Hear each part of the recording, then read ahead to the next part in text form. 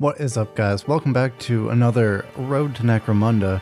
That's right, now that we're unblocked, I can finally put my gang together for the first time, but whew, I did not expect that to be such an intimidating prospect. It should just be making 10 models of guys, but rarely in life are things so simple.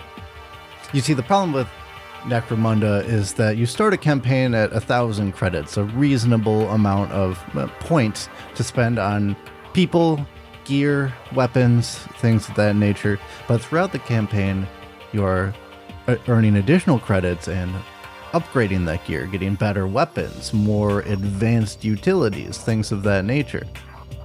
So then the question becomes, as a WYSIWYG modeler, what do I do? Just get 4 boxes of gangers and have every possible configuration of gear? Just ignore WYSIWYG in general and have just 10 random guys? Or try and find a compromise somewhere in the middle? And that's the route I decided to go because I wanted to make my guys look cool and maybe have some gear that they might acquire down the crusade, but not necessarily just have a bunch of dudes in starting guns doing absolutely nothing. So I did mock up a list, an initial list on Yak Tribe, which I believe is one of the go-to sites for Necromunda gang management. And then I ran into my second problem.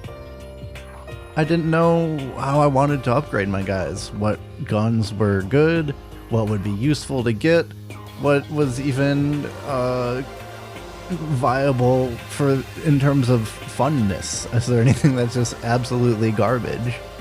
So I took a look at the Book of Shadows, and there are literally so many weapon options. I mean, look at all of these things we have to select from here, and that's just the pistols. There's so many weapons here that as someone who doesn't understand how the mechanics of the game work, there's a real dilemma for new Necromunda players, is what I'm saying. If you don't know how the game works, you can't equip your gang. But if you can't equip your gang, you won't be able to understand how the game works because you can't play the game.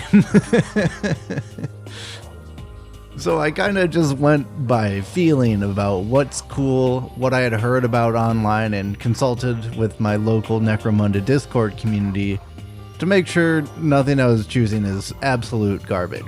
Which, good thing I did, because something that I was planning to equip one of my guys with apparently is one of the only truly trash weapons in the game. Rest in peace, Heavy Flamer Bro. But anyway, there were at least a couple of swan songs in this moment of existential dread when it came to assembling my gang. That is, some things that my starting gang had that I could reliably count on to be sources of regular reinforcement or population within my gang members. First of those is, of course, the sniper. Being Delaque, they're sneaky. You're gonna have a sniper. It's good. Probably, I hope. Anyway, I wanted one, so I built one. And the other two that I thought could be somewhat reliable were me getting a web gun some time down the road, not in my initial gang, but that is definitely a weapon that I was interested in, as well as someone handling Delaque's trademark throwing knives. So with those 3 out of the way, what do I do with my remaining models? Well, I had to make a leader, so that was actually one of the easier things to decide because I wanted to make him completely unarmed. I think that's kind of interesting to have a leader model just carrying nothing. It's a little bit more intimidating, weirdly. And then I decided to make a pistolier, dual wielding some pistols, which I had a crisis of faith with at some point down the line and ended up completely changing the weapons that they're holding. And also the person holding the shotgun, which was the other kind of more expensive weapon that I had, and had a couple of ammo options that I might be able to get some more use with even further down the line in the course of a campaign. That, along with my specialists, which were built to kit orders, 2 knocked ghouls with claws, and a brain squid, because obviously I'm gonna take a brain squid. Look at him. He's beautiful. But anyway, let's get to building these models. I took a couple of different attempted techniques to put these guys together because their parts were truly the tiniest things I've ever seen. Having necks separated from heads and having hands separated from wrists. I get why they did it. It makes for an incredibly unique and customizable kit, and the options are truly almost endless for making your guys truly your guys, and for that I am grateful. But goddamn, that is the fiddliest bit of modeling I have ever done in my entire life. So I tried a couple of different techniques. On the open face models like the Pistolier, I preferred to start with the torso and build outwards, get the arms attached, and then attach the wrists to the arms.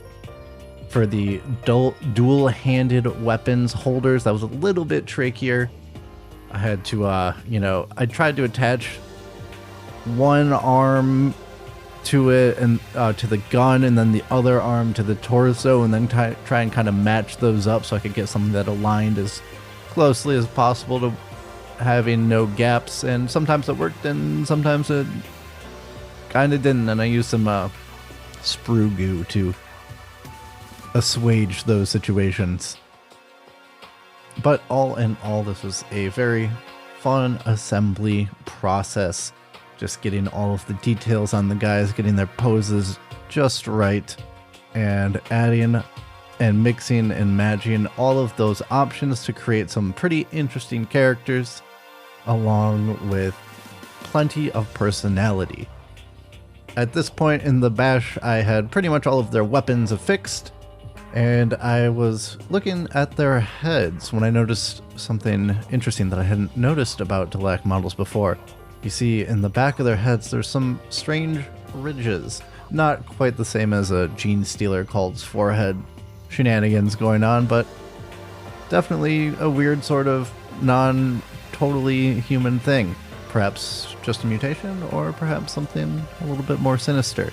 Either way, I was pumped to discover that because it only added to my excitement with the shared appearance of gills and the sort of deep oceanic theme that I wanted to take my Delaque gang in.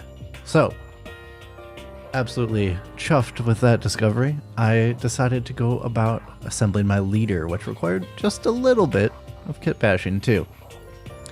Because I wanted him to be unarmed, that meant he could carry no weapon in his right and left arms. Should be self-explanatory. The left arm was just a normal arm from the kit, someone reaching into their pocket and pulling out an ammo clip. I think this guy is going to be accompanying our sniper and giving him orders on who to shoot and being a spotter and things like that. Originally, I wanted to give him a scope, but that only happened, or there was only an option for that in the right hand, which I had plans for. You see, I scrounged out the Shiver Sword option from the Knocked Ghoul kit.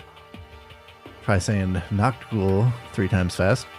And in that loadout, there is an empty kind of pointing hand, and I wanted to use that as sort of a spotting proxy for my leader. But he wasn't totally unarmed. I couldn't leave him without any weapon whatsoever. That would be foolish. And after all, he had a lasgun in his official loadout, so I decided to stick it on his back. The only problem is that there is no lasgun option in the back holster slot of these model kits, so I had to fashion one myself. Taking the long gun underslung thing. I don't know what it's not even a holster at that point. It's like an entire sheath for this gun. I chopped off the end of it, chopped off the end of a las gun, and tried to match the two together, but there was a small problem. Literally, and that there was a tiny gap in between these two parts. They didn't align quite right. So with some very careful surgery via my hobby knife, I don't quite know how to explain it. It's a very specific thing I did where I cut out half of the sort of underbar section of the las gun, and as well as a mirroring half on the holster to get them to line up. Getting these parts arranged in a way that was not bent in some weird direction was tricky for sure, but I managed to do it. Should I have pinned them together? Probably. Would it have made things easier? Maybe. Is this just going on the back of a holder, and will it be probably fine? Hopefully. But we play it fast and loose here on Toast Hammer. So with the leader assembled and with everybody else with their heads in place, I had my full Delaque gang, along with the Knuckles and Brain Squid, which I had initially assembled first because Brain Squid, I have to. I was so excited to just make that thing. I finally had my complete gang. Well, I hope you liked that video, and if you don't want to miss a single return, I'm not returning to anything, Road to Necromunda video, make sure to subscribe so you don't miss even a single video. And if you enjoyed this one as well, be sure to leave a like.